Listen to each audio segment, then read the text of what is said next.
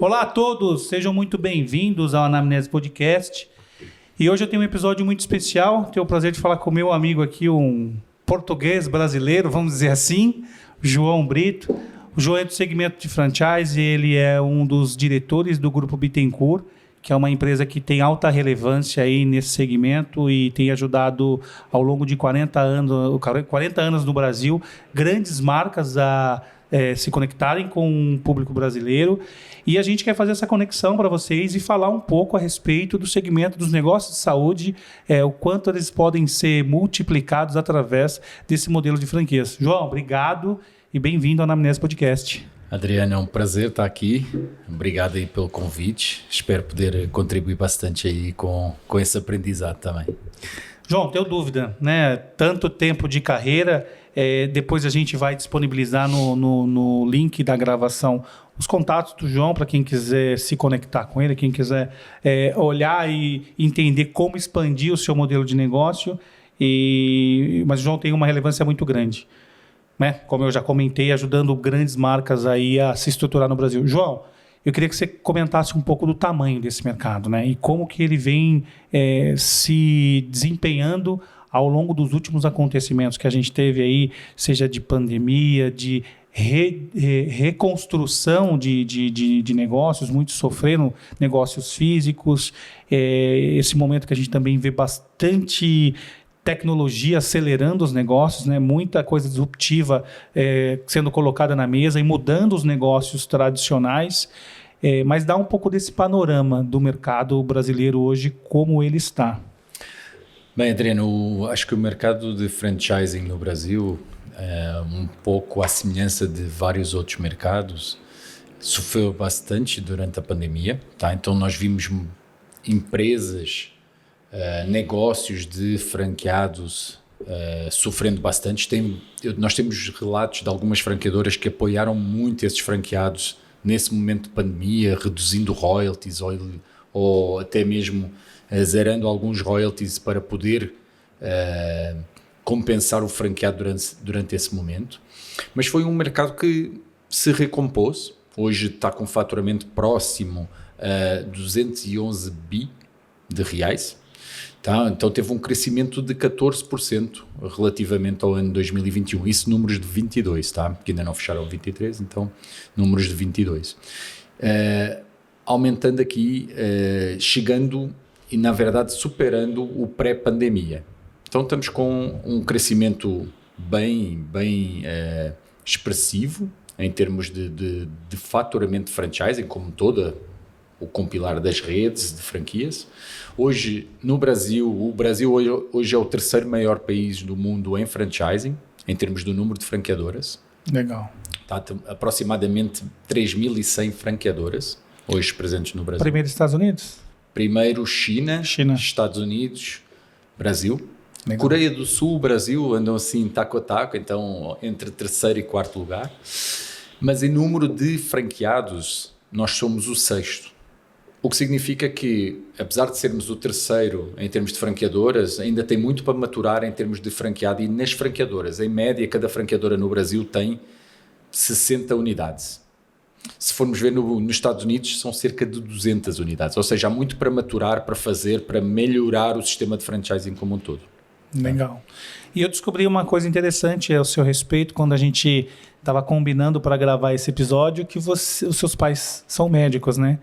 E olha que coincidência agradável você vir aqui no Anamnese Podcast, que é um canal que a gente fala com o segmento da saúde, e então você tem muita empatia com esse segmento por crescer aí nesse universo também.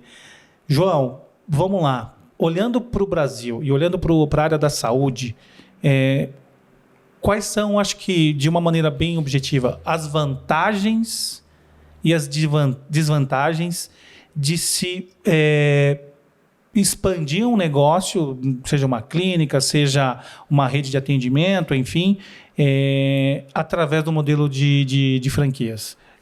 Né? Isso ainda falando de quem é o dono e quer expandir. Depois a gente vai falar para quem quer entrar e ser o investidor. Boa. Quem é o dono e quer expandir? Eu acho que há várias vantagens para poder crescer via franquia no Brasil, tá? Uma delas é, eu posso expandir usando o capital de terceiros, ou seja, eu posso ganhar market share e crescer em regiões onde eu não tenho know-how de atuação, e eu posso fazer isso junto com um parceiro local que pode ter toda a relevância e networking dentro daquela região. Tá? Então, seja um médico local, seja um dentista, seja alguém relacionado à saúde que tenha know-how naquela região e que possa ser um investidor para o meu modelo de negócio. Desde que o meu modelo de negócio como franqueadora seja um modelo sustentável, que seja um modelo de sucesso para poder replicar, onde eu posso passar as boas práticas que foram sendo praticadas ao longo dos anos e eu possa replicar essas boas práticas. Tá? Então, esse é um ponto, ou seja, crescer com o capital de terceiros. Obviamente que nem todas as empresas, eu acho interessante, porque cada vez mais eu vejo grandes grupos económicos, olhando o franchising como fator de crescimento e não necessitam obrigatoriamente de capital para crescer, mas porque, principalmente, eles querem ganhar market share. E certos municípios não faz sentido eles abrirem unidades próprias ou, como nós temos visto bastante no mercado de saúde, fazendo o M&A ou fazendo uma aquisição de alguma outra rede ou de alguma clínica. São mercados muito pequenos, mas que eles querem ganhar market share e eles podem fazer isso através de um sistema de franquias.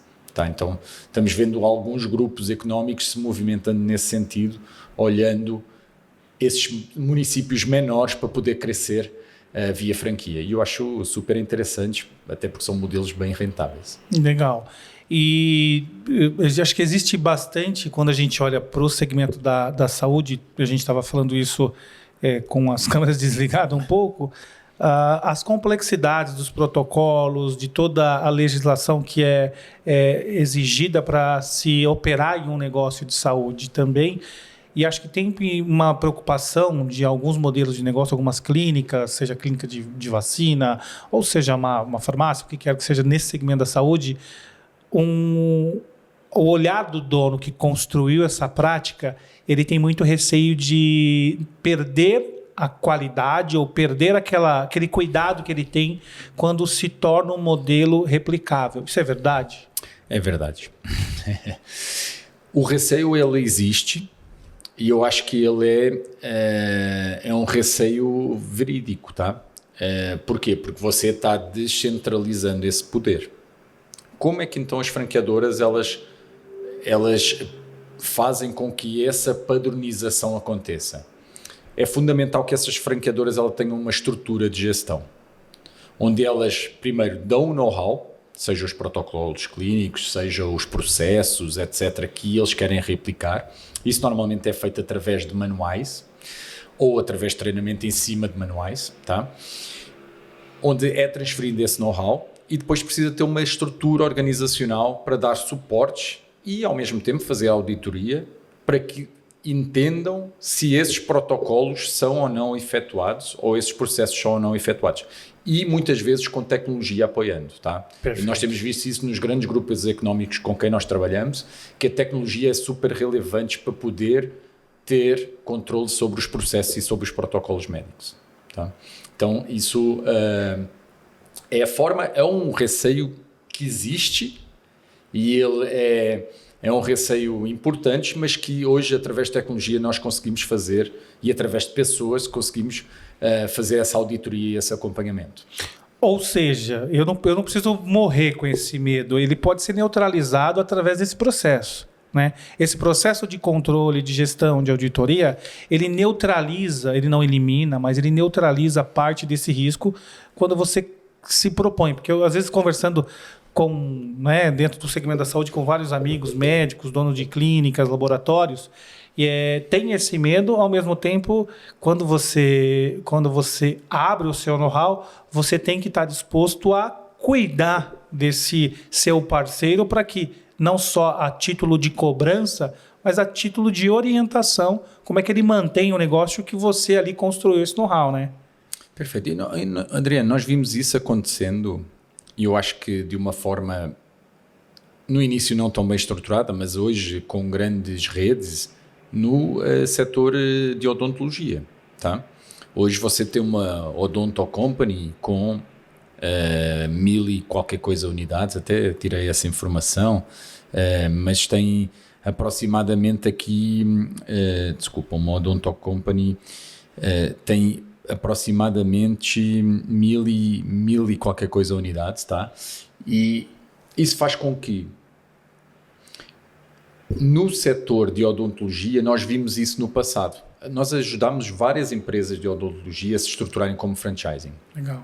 Tá? E essas empresas, elas têm um protocolo, têm um processo, tá? E está sendo replicado através, umas melhor, outras pior, é normal, mas através de um protocolo médico que é feito e um processo que é feito no paciente. Tá?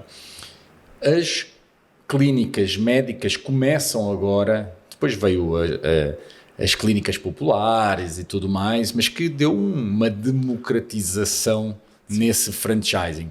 E eu acredito que, se aceitando ou não, que algumas fizeram bem, outras não fizeram tão bem, mas uma empresa que se estruture bem, que tenha uma estrutura organizacional bem definida e que consiga ter o acompanhamento e o monitoramento dessa rede, com certeza tem muito para crescer no Brasil. Tá? E outro ponto benéfico do franchising no Brasil é poder crescer como grupo econômico, mas cada unidade podendo operar até no Simples Nacional, se necessário. Sim, você tem unidades e configurações contábeis independentes. Então, são CNPJs distintos e, como tal, têm uma tributação independente. E se não ultrapassar os 3.600.000, elas estão dentro do Simples Nacional e, portanto, elas podem ter esses benefícios também como Simples Nacional. E que, diga-se de passagem, essa é uma outra discussão. E também, quando a gente fala de tributação, não quer dizer que quando eu saio do Simples Nacional que está ruim. Não é que eu estou pagando mais imposto, é que a sua base de referência está aumentando. Então, acho que o grande lance é quando você passa para a segunda fase, você tem que acelerar, porque senão realmente essa diferença de alíquota vai comer parte do seu lucro. Mas se parte do pressuposto que você está crescendo, a tua base de arrecadação aumentou. Então, isso também é muito benéfico. A gente discute muito isso. E nós chamamos de roleta russa, tá? A migração do simples para o presumido é ali, você está num limite que ou você aumenta bastante, ou se fica ali no limite, fica complicado. Porque você ultrapassa aquele limite, automaticamente está no presumido, e a partir do presumido você precisa de crescer porque a tua base da alíquota é maior, não é? Em cima dos teus tributos. E aí onde o plano de expansão, o planejamento estruturado, se eu tenho um negócio dentro da área da saúde e quero fazer isso de maneira mitigando todos os riscos possíveis, é através de decidir um trabalho como esse, né? Então não é só eu ter um negócio bem sucedido e achar que eu vou franquear e que eu vou virar as costas. Não é assim que é o jogo, né? Não. É totalmente diferente, né? Quando nós fazemos um estudo de franqueabilidade, nós sempre temos duas óticas quando nós vemos a viabilidade do negócio, tá? A ótica do franqueado tem que ser viável e atrativo mercadologicamente para o franqueado, para que o franqueado diga assim, ok, me parece um bom negócio, tem uma boa lucratividade, se eu me predispor a fazer acontecer, isso vai dar um bom resultado para mim, para a minha família. Mas nós olhamos a ótica da franqueadora também. E a franqueadora é uma empresa de serviços com pessoas que ela presta serviços para redes de franquias. Tá? Então, ela precisa... Sim, precisamos ter um negócio de sucesso, mas eu preciso de acompanhar. Se eu não acompanhar, provavelmente esse franqueado... Nós somos licenciados, é muito interessante, nós somos licenciados de um livro aqui no Brasil de um australiano chamado Greg Nathan. Ele dizem que é o papa do franchising no mundo. Tá? E ele fez uma pesquisa com muitos franqueados e franqueadoras ao redor do mundo, onde ele traçou um comportamento dos franqueados. E o comportamento dos franqueados se chama Fator E, o livro. E esse livro diz que no início ele está super entusiasmado, tem uma expectativa gigantes, mas à medida que ele vai tocando a operação, ele vai caindo essa expectativa, começa a estar na realidade da operação, não é? Sim. Ver as dificuldades, quando ele assina está tudo maravilhoso, é um mundo ideal. Aí começa a decrescer essa expectativa e esse entusiasmo e começa a se questionar, porquê é que eu estou pagando royalties para o franqueador? Eu já sei tocar sozinho. Tá, então também tem o lado do franqueado em que ele se começa a questionar porque é que eu pago esses royalties, não é? Até um momento em que a franqueadora tem que saber como atuar com o franqueado de acordo com cada estágio desse nível do franqueado. Até que há um momento em que o franqueado, ou se ele continuar com esse questionamento e não fizer aquilo que a franqueadora e não entender que é uma relação ganha-ganha entre ambos, ele quebra normalmente. Ou faz um distrato com a franqueadora, mas num litígio, que é sempre ruim. Ou então ele diz, ok, não, a franqueadora está aqui para me dar a mão, então vamos juntos, e aí a partir dali, essa curva faz isso. Tá? Então, o ideal é a franqueadora saber onde é que está cada franqueado para poder atuar em cima de cada estágio, para que esse declive da curva não seja tão pronunciado e seja mais... menos pronunciado e seja mais rápido de retomar o entusiasmo desse franqueado. Tá? Cara, que legal, né? A gente não combinou, né? Eu, naturalmente, consumo bastante podcast. Eu não consumo quase nada de TV, salvo filme, com meus filhos e tal, mas eu não assisto nada. Eu vou buscar na internet, através do podcast, conteúdos que me interessam e aí você vai direto ao ponto.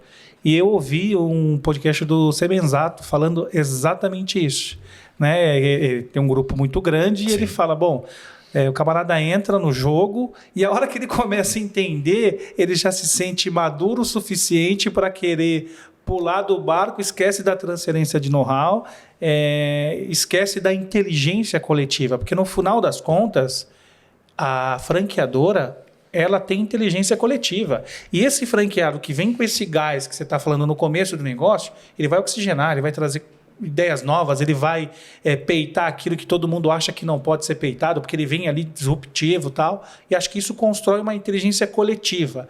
Mas agora eu sou dono do mundo e esqueci que quem colocou ele de pé realmente interessante, ele não tinha parado para pensar, e eu ouvi o Semenzato falando disso, falou que enfrenta esses desafios, que é o que você falou, é a hora de entrar como uma consultoria, como um mentor. Então, acho que ter um modelo de negócio através de franquia, se espera, pelo menos do franqueado, que tenha essa mentoria de negócio, né? Porque aí o cara está ouvindo 1, 2, 3, 4, 5, 10, depende do tamanho da rede, e consegue gerar essa inteligência coletiva, né? Sim.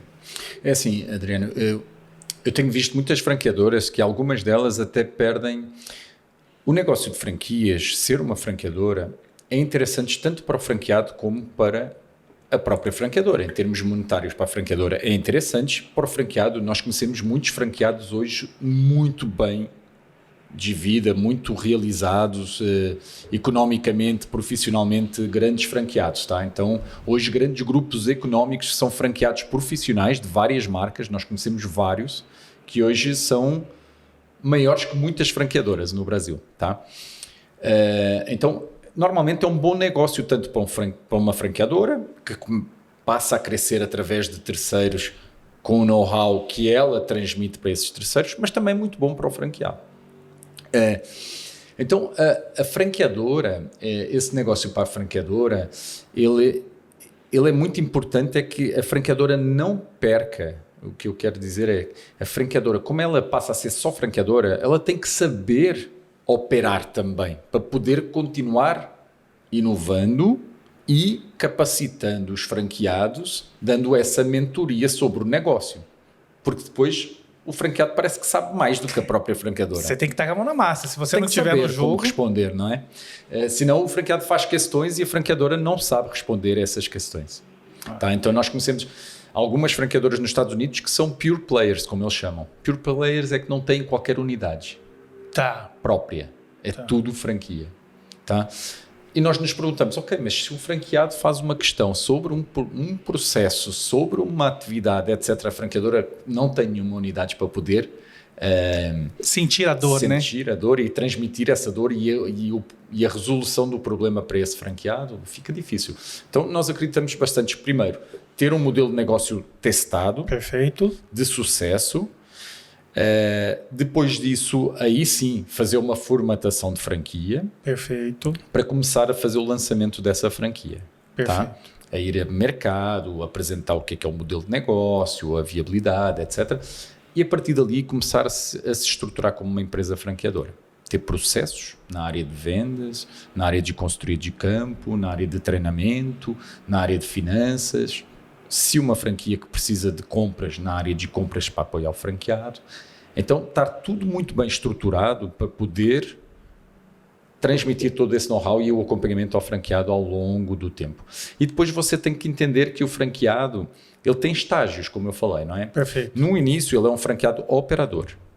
Então, o tipo de mentoria, de acompanhamento e de capacitação para o franqueado operador é um. Legal.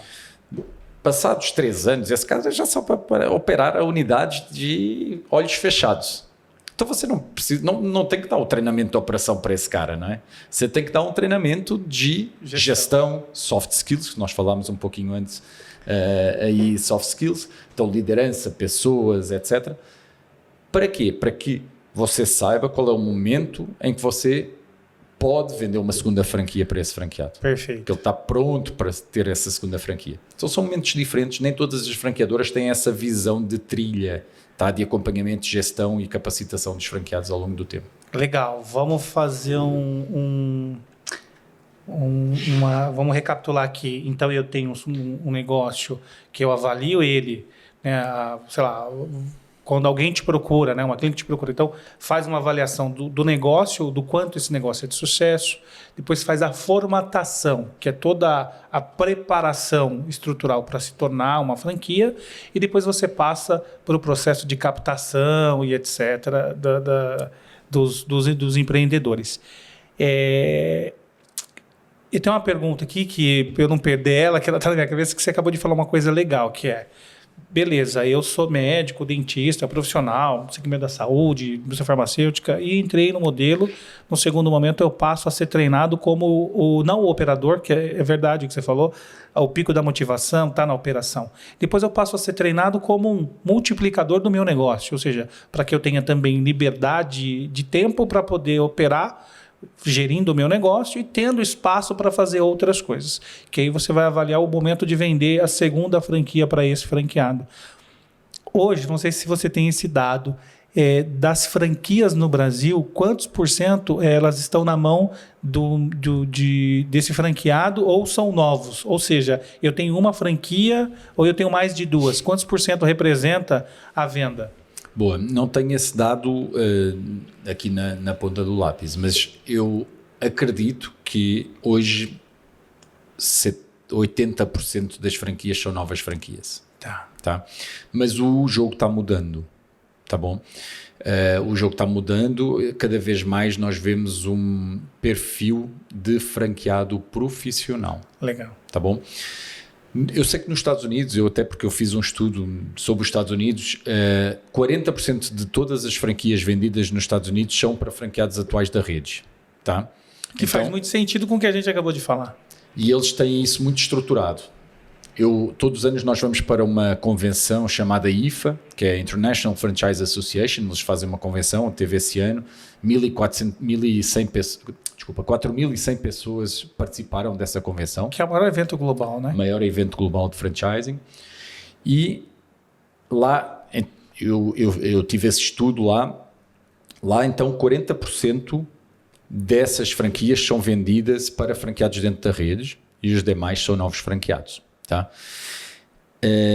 O que é que eles fazem? Eles fazem programas de incentivo para a venda de novas franquias para os franqueados bons. Exato. Então ele tem um track record do franqueado. Ele sabe quem é que tem que trazer para dentro da rede e ele diz assim, ok, se você quer ser meu franqueado, eu tenho aqui uma linha de crédito. Você tem uma redução de royalties para a segunda unidade, ou segunda ou terceira unidade. Você pode ter, sei lá, o enxoval da segunda clínica ou algo assim com um desconto X. Tá? Então existem formas de incentivar esses bons franqueados a crescer. Ao mesmo tempo, eu coloco aqui um ponto de perigo, tá? Que é, quando você tem franqueados muito fortes dentro da rede, a franqueadora fica refém desses franqueados. Então, o ideal, eu gosto de dizer, pelo menos para mim, o ideal é ter uma rede mista, tá? Uma rede onde você tem, provavelmente, franqueados mais unitários à volta da tua unidade e onde, em regiões mais afastadas, você pode ter um franqueado profissional atuando, o que nós chamamos de um area developer. Ele desenvolve uma região com unidades dele.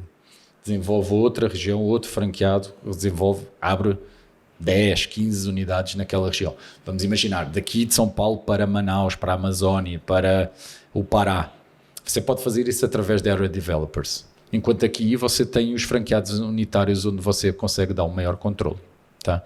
Então, misto, normalmente você deixa de ficar tão refém desses franqueados profissionais, tá? Legal. Tem uma barganha grande. Não tem uma ciência exata, mas tem o que você falou, os pontos interessantes, o ônus e o bônus, né? Trazer um bom operador, você também traz um bom questionador, né? Com certeza. E aí tem risco e benefício.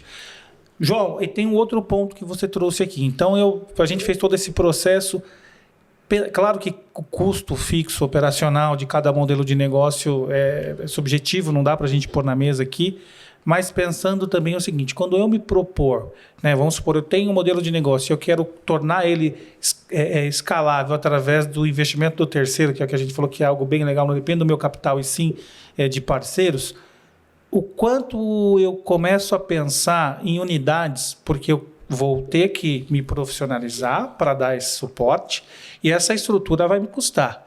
Então, eu também começo a ter um ponto de retorno para começar a ampliar. Então, se eu penso em ter... A minha provocação se eu penso em expandir o meu negócio através de franquia, eu preciso expandir de verdade. Porque se eu fizer 1, 2 ou 3, eu vou ter prejuízo e eu não vou ter lucro. Porque talvez eu tenha uma estrutura de trabalho que me custa e o retorno não é o suficiente para pagar essa folha, vamos dizer assim. 100% de acordo. Tá? Quando nós falamos lá na Bettencourt assim, se você vai franquear, você tem que crescer. E quem não cresce, apodrece, não é? Então, você tem que crescer, tá? Existe um número mágico em franchising, que é o número do payback de uma empresa franqueadora, tá? Obviamente, isto depende muito de modelo de negócio para modelo de negócio, da agressividade de expansão, de quanto você efetivamente coloca essas pessoas dentro da franqueadora, tá? Então, existem vários pontos que têm que ser considerados. Mas, normalmente, o número mágico é entre 20 a 30 franquias, onde você passa a ter uma rede com uma rede mais saudável, onde você não está sempre injetando capital e passa a ter um payback dessa operação. Tá bom? Outra coisa, e esse número é tão mágico que eu tive acesso a um outro estudo americano, principalmente na área de expansão, de venda de franquias, que é um pouco da área que eu trabalho dentro da Bettencourt também, como diretor comercial, que é a parte de... o teu crescimento orgânico de franchising, ele é muito linear no início, tá? Ele é um crescimento muito, muito residual, tá? Até um momento que ele passa a ser quase exponencial. Ele faz uma curva, ele é assim... Claro, se for um crescimento mais orgânico, tá? Quando você não tem uma injeção 100% de marketing, de capital para poder trazer novos franqueados. Tá? Estou dizendo numa rede tradicional. Você abre até 20, 30 unidades, você tem um crescimento quase residual, flat. A partir do momento há um exponencial, um crescimento exponencial. Porquê? Porque principalmente se você tiver uma expansão junto ao teu núcleo. Porque você vai abrindo uma unidade, outra unidade, outra unidade e as pessoas vão compreendendo que é uma rede. E automaticamente as cidades ou os municípios adjacentes, eles querem trazer essas redes para os municípios deles. Então essa expansão passa a ser exponencial dessa forma. Tá? Então fala-se bastante desse número entre 20 a 30 unidades. Legal. E é uma pergunta que eu ia te fazer, exatamente da estratégia de crescimento de geográfico. Então, o ideal, claro, depende do negócio, porque quando a gente fala de acompanhamento, acompanhamento de fato, né? Por mais que a gente tenha hoje suporte de tecnologia para se conectar com os sistemas à distância, tem o face-to-face que vai ajudar muito ali a sentir a dor da operação. Então, você tem um custo logístico, você tem uma limitação logística. Então, a estratégia é sempre também concentrar dentro desse ciclo e ir crescendo regionalmente, é isso? Adriano, depende de modelo de negócio para modelo de negócio, tá? Então, não citando nomes, mas dando aqui alguns cases, nós tivemos uma grande varejista de moda esportiva, que nós fizemos toda a estratégia de expansão via franquias, onde a estratégia era, nas grandes capitais, unidades próprias, até porque são uma multinacional, têm capital para poder crescer nessas unidades próprias, e nas cidades satélite, através de franquias, tá? Então, essa é uma estratégia que foi definida para aquele modelo de negócio, para aquele cliente específico. O mais natural é você crescer em espiral, tá? Como se fala em franchising. Ok, eu estou aqui no meu núcleo, vou crescendo. Porquê? Isso faz muito sentido, tá? Porque você pode ter uma estrutura organizacional menor, mais enxuta, e dar um bom suporte ao teu franqueado, porque ele está no teu raio de atuação. E aí vai crescendo, também vai crescendo a estrutura, e a tua estrutura ela é mais enxuta, provavelmente a tua franqueadora ela é uma franqueadora até mais rentável. Mas depende muito do modelo de negócio para modelo de negócio. Nós trabalhamos com alguns grupos de saúde e um deles é o objetivo ganhar market share em municípios em onde ele não quer atuar diretamente, porque não faz sentido para uma empresa no lucro real operando nesses pequenos municípios com faturamentos abaixo de X mil reais ou de milhões de reais. Tá? Então, para eles não faz sentido. Então, o objetivo será a expansão através nos pequenos municípios, onde nós fizemos um grande mapeamento desses municípios, entendendo que tipo de clínicas existem, para poder fazer uma conversão, talvez, ou uma abertura de uma nova unidade. Muito bom, João. Mudando o lado da mesa, vamos agora para quem acompanhou a gente, está ouvindo, está uma aguinha aí, e pensar do ponto de vista quando eu tenho um consultório, tenho uma clínica, ou enfim, qualquer outro empreendedor, e quero olhar para um modelo, naturalmente o que você vai falar que serve para todo e qualquer negócio, mas né, com esse olhar da saúde, aonde eu me conecto, quais são os cuidados que eu devo tomar para investir, porque aquelas planilhinhas de payback, de ROI, elas são lindas ali, a gente brinca que o Excel aceita tudo, né? Mas quando o cara cai para dentro da operação, que está todo mês colocando grana ali, bate o medo, bate o arrependimento, cada um tem uma sensação. Mas o que eu devo me preocupar? Né? A gente se comentou e realmente acho que no Brasil teve, por uma questão de dinâmica do mercado do segmento da saúde, um crescimento exponencial de clínicas low cost. Né? A gente teve um crescimento exponencial, porque tem uma faixa da população que depende de recurso do SUS e não tem muitas vezes tempo para esperar o acesso ao tratamento, e também não tem o acesso ao recurso financeiro para os melhores ou os grandes centros. E aí você tem esse intermediário oferecendo ali com baixo custo, operação mais enxuta, essa parte aí que passa a investir na saúde, e daí saíram essas clínicas. Mas por onde que eu olho? Né? Vou entrar para esse negócio. Como é que eu olho para essa empresa para eu mitigar os riscos? Adriano, na minha outra vida, tá, eu já fui franqueado. Então, eu vou te dar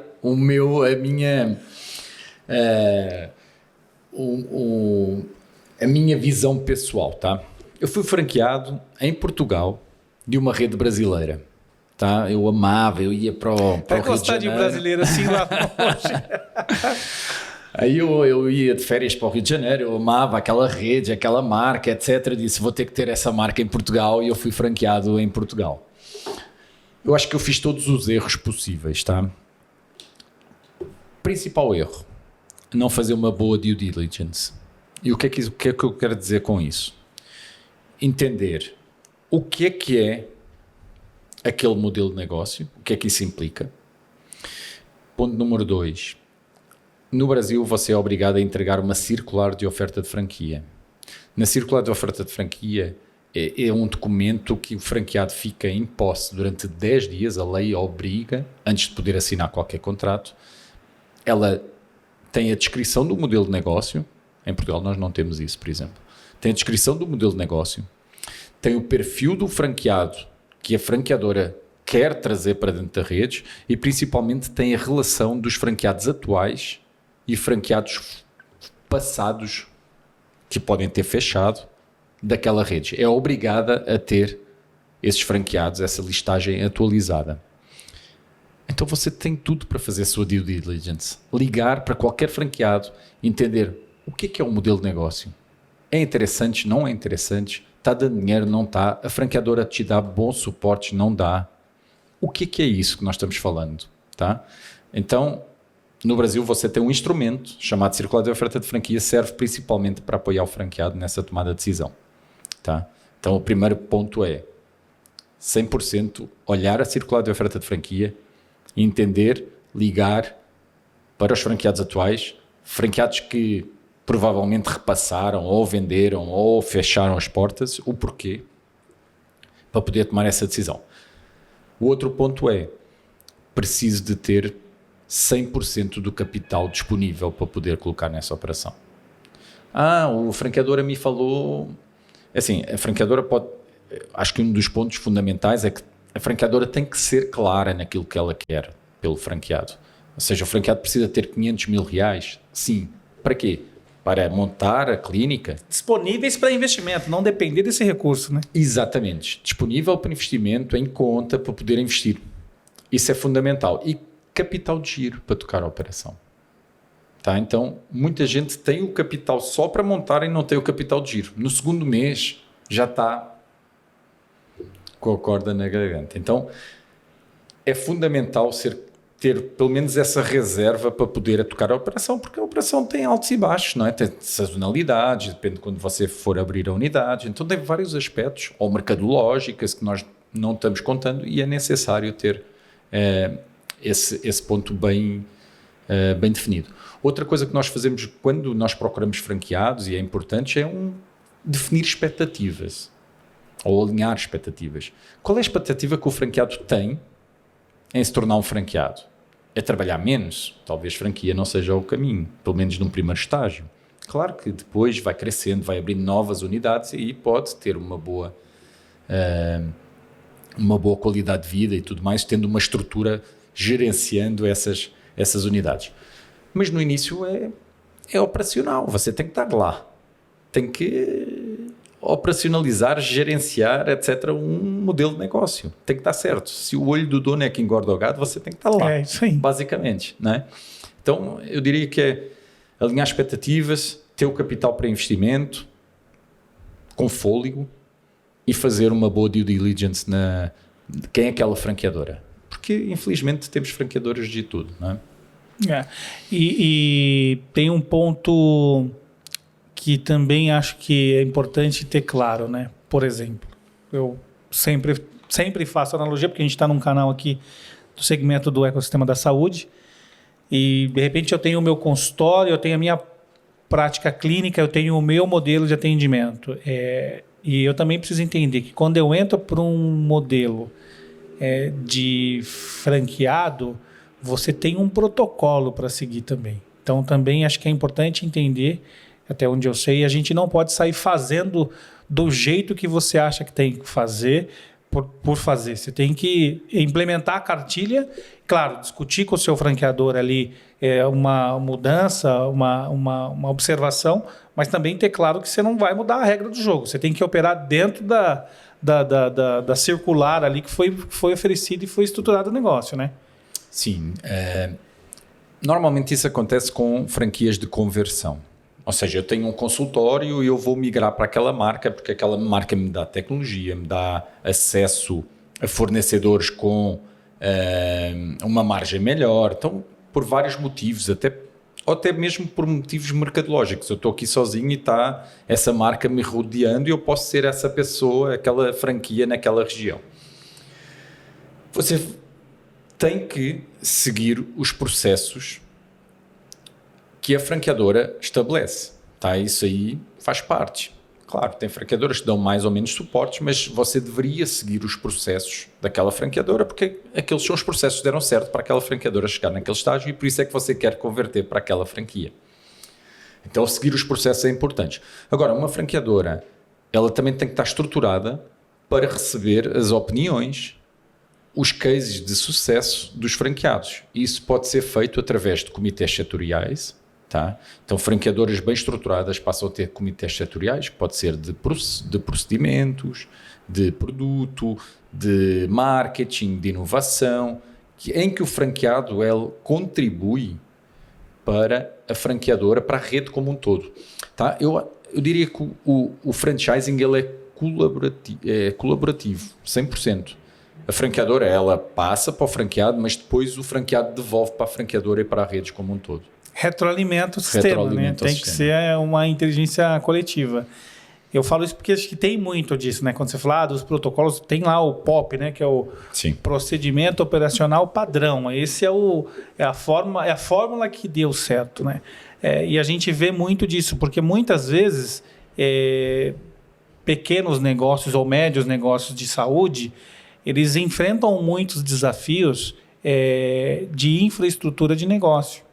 Então, um médico, quando constrói a sua carreira dentro de uma clínica, e você sabe disso, um consultório que divide com mais colegas, você tem toda uma complexidade que muitas vezes a franquia pode te oferecer esse know-how. É como você disse, a franquia não vai fazer por você, mas vai te abrir alguns caminhos e te trazer o know-how para você começar ali de maneira mais estruturada, seja na parte de gestão de cliente, gestão de pessoas, gestão de negócio, escalar o negócio como um todo. E eu acho que essa é uma provocação interessante, né? Claro que dentro do seu universo, realmente você trouxe aqui a área da odontologia, tem uma expansão muito grande, várias redes aí, a gente vê ao longo do Brasil todo bastante crescimento. E acho que muito disso, né? Porque você sai ali de um... Eu brinco que, assim, médico, ele tem uma capacidade de horas, como nós, né? A gente tem uma capacidade de horas. O dia tem 24 para todo mundo, nem mais nem menos. O melhor que você gerenciar e trouxer é o impacto que você vai ter. E o médico, para fazer atendimentos, ele tem um número de horas. Ou ele vai escalar no preço, ou ele vai escalar no preço. Porque não dá para ele escalar em horas. Sim. Não tem como escalar em horas, exato. Ou ele vai escalar em crescimento de atendimento através da rede. Mas o médico não consegue escalar horas, né? A não ser que ele venda educação, algum outro conteúdo que ele possa disponibilizar em infoproduto. Do contrário, as 24 horas são mandatórias para todo mundo, né? Sim. Então, acho que... a franqueadora, ela permite isso. Ela dá acesso, sim, a essa rede onde ela está plugada, não é? E o ideal é que ela te dê processos também para que você seja mais eficaz e mais efetivo naquilo que é o seu trabalho do dia a dia. Tá? Então, seja numa clínica, seja numa loja, seja no que for nesse ambiente. Tá? Então, aqui, sempre a franqueadora deveria e deverá pensar em inovação, em processos e em tecnologias para dentro da rede para tornar essas horas e esse tempo que é finito mais produtivo para essa clínica, para esse médico, tá? Então, isso é o papel, um pouco do papel da franqueadora, trazendo esse know-how, trazendo esse processo para dentro daquela clínica e que são processos que ela já estabeleceu, que já deram certo, por isso é que ela está crescendo através desse formato, mas principalmente a tecnologia tem vindo a ajudar bastante nessa eficiência, tá?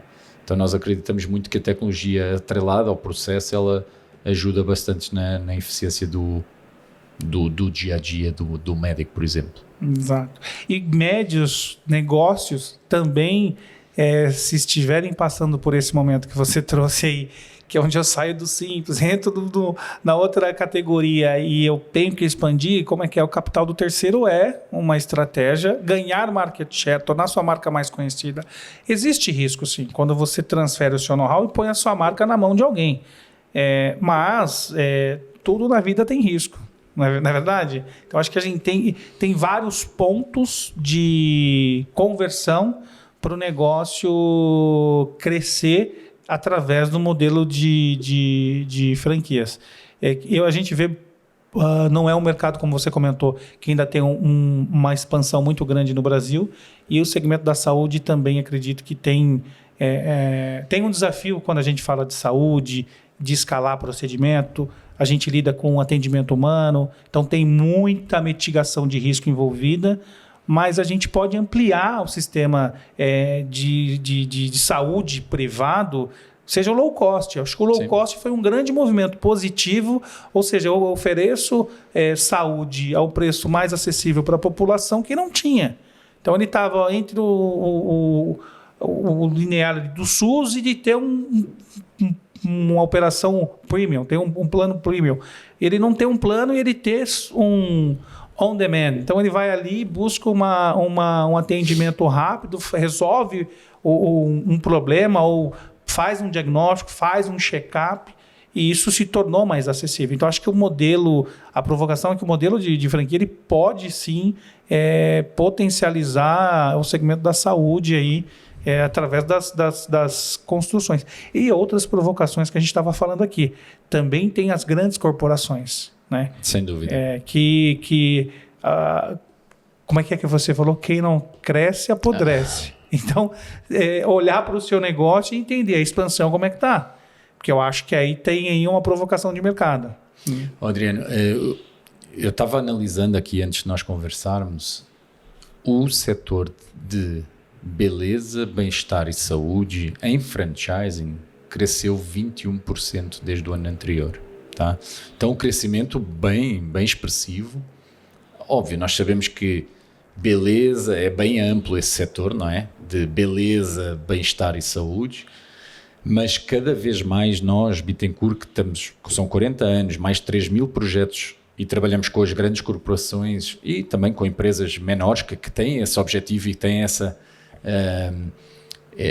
querem realizar esse sonho de crescimento. Nós ajudamos qualquer empresa de qualquer tamanho, mas nós entendemos que tem efetivamente um caminho grande para crescer, tem mercado para crescer.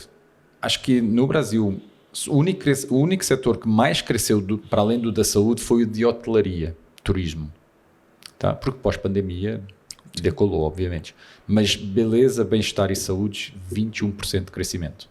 Tá? Então, tem empresas se estruturando para crescer. O mercado de franchising é um mercado em crescimento. O Brasil tem muitos benefícios tributários, inclusive também de questões trabalhistas. Tá? Normalmente, a franqueadora ela não tem o passivo, entre aspas, trabalhista das unidades franqueadas, então também pode ser interessante. E é um sistema que no Brasil já está bastante maduro. Obviamente ele tem que crescer mais, tem que amadurecer mais, mas hoje tem uma legislação própria, tem uma associação fortíssima no mercado, enquanto outros países até da América Latina, como o México ou outros países, não são tão fortes quanto o Brasil é. Nós vemos que o Brasil é, efetivamente, para além de ser um país continental, tá? Eu venho de Portugal, um país super pequeno, onde as franqueadoras são mínimas, tá? Pouquíssimas franqueadoras. Porquê? Porque uma empresa ela pode ter atuação em quase todo o país e ela consegue controlar. No Brasil, não. Você vai para o Nordeste, é uma realidade, vai para o Sul, é outra realidade, e vai para o Centro-Oeste, para além de não falar no Norte, que é outra ainda mais difícil, tá? Então, um país continental, onde você pode ter esses parceiros locais te apoiando e tomando conta da tua marca, desde que você seja um bom franqueador também apoiando esse franqueado, tá? Então, eu vejo que é uma relação de ganha-ganha entre as partes, tá? É bom para o franqueado, é bom para a franqueadora, e se as coisas estiverem bem alinhadas, bem ajustadas, é um crescimento orgânico e perene, tá? Você trouxe bem alinhados, né? E realmente, João, a gente nota, principalmente estando dentro do segmento da saúde, que o setor aqueceu bastante quando a gente fala de saúde e bem-estar. né?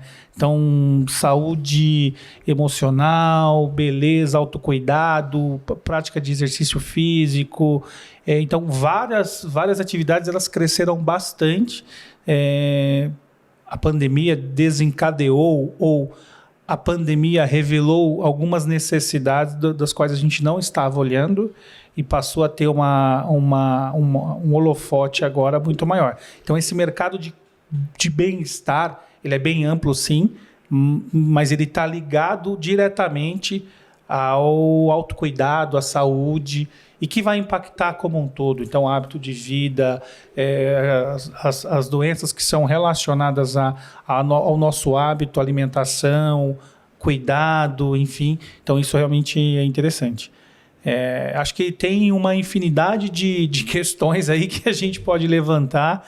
Naturalmente, quem tiver dúvida e quiser endereçar para o João, pode mandar e a gente vai colocar aí à disposição. João, quero te agradecer pelo tempo, né? Entender de você, se você tem alguma mensagem aqui que você queria deixar do nosso bate-papo, fica à vontade. Adriana, obrigado, sério, pelo convite. Nós já nos conhecemos há uns anos, não é? Desde 2014, nós estávamos lembrando aí, mais ou menos, não é? Assim, o que eu tenho visto desde 2014, agora quase 10 anos passados, é que o mercado está efetivamente mais maduro, tá? Nós temos visto os franqueados e quem procura franquia hoje muito mais bem informado do que é que está procurando, daquilo que ele quer, do que há 10 anos atrás, por exemplo, tá? Então, o que eu digo é, do lado da franqueadora, estar muito bem estruturado, ter uma boa estrutura organizacional para poder crescer com franquia, tá? Obviamente que é necessário algum investimento para que isso aconteça, tá? Não só numa consultoria, mas também na estruturação da empresa franqueadora, para dar esse suporte.